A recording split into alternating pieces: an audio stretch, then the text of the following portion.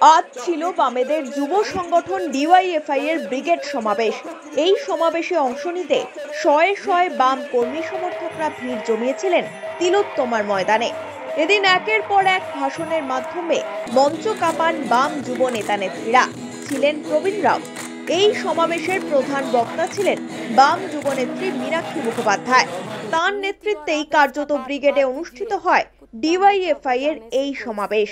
বুদ্ধদেব ভট্টাচার্যের পাঠানো বার্তা পাঠ করে এবং শপথ গ্রহণ করে এই সমাবেশ শেষ করেন মীনাক্ষী মুখোপাধ্যায়। তারপর ধীরে ধীরে ব্রিগেড ছেড়ে বাড়ির পথে রওনা দেন বাম কর্মী সমর্থকরা। মাঠে পড়ে থাকে জঞ্জাল। এবার কে পরিষ্কার করবেন সেই সব জঞ্জাল? এই প্রশ্ন তোলার কোনো সুযোগই দিলেন না বাম কর্মীরা।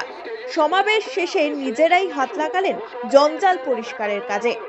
ডিওয়াইএফআই এর যুবকর্মীরা কলকাতা কর্পোরেশনের তোয়াক্কা না করে নিজেরাই পরিষ্কার করলেন ব্রিগেডের ময়দান। এই মাঠের অনেক ঐতিহ্য এবং প্রতিদিন প্রতিনিয়ত অনেক ধরনের মানুষ এই মাঠে আসেন। তাই তড়িঘড়ি মাঠ পরিষ্কারের দায়িত্ব নিজেদের কাঁধেই তুলে নিলেন তারা। ইনসাফ দেওয়ার বার্তা দিয়ে 50 দিন পদযাত্রার পর আজ এই ব্রিগেড হয় ডিওয়াইএফআই এর। কিন্তু লক্ষ লক্ষ মানুষের ব্রিগেড ছেড়ে যাওয়ার পরে সেখানে প্রচুর কাগজ পড়ে থাকতে দেখা যায়। সভার মানুষজন বাড়ির দিকে যাত্রা শুরু করার পরেই তা সাফাই করতে নেমে পড়েন ডিওয়াইএফআই এর স্বেচ্ছাসেবকরা।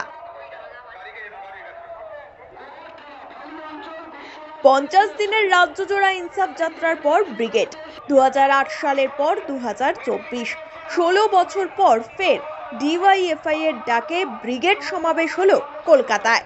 ফের বাম যুব সংগঠনের হাত ধরেই উড়ল লাল পতাকা। ব্রিগেডের ময়দান থেকে বাম কর্মীদের লড়াই শেষ নয়, লড়াই শুরু হলো। এমনটাই এদিন বললেন বাম যুবনেত্রী মীনাক্ষী মুখোপাধ্যায়। বাম যুব নেতা সৃজন ভট্টাচার্যের বক্তব্যে উঠে আসে 2024-এ বামেদের কিস্তিমাতের কথা। অর্থাৎ এবারের ব্রিগেড থেকেই এক কথায় লোকসভা ভোটের দামামা বাজিয়ে দিল বামেরা। Bureau report, one India Bangla.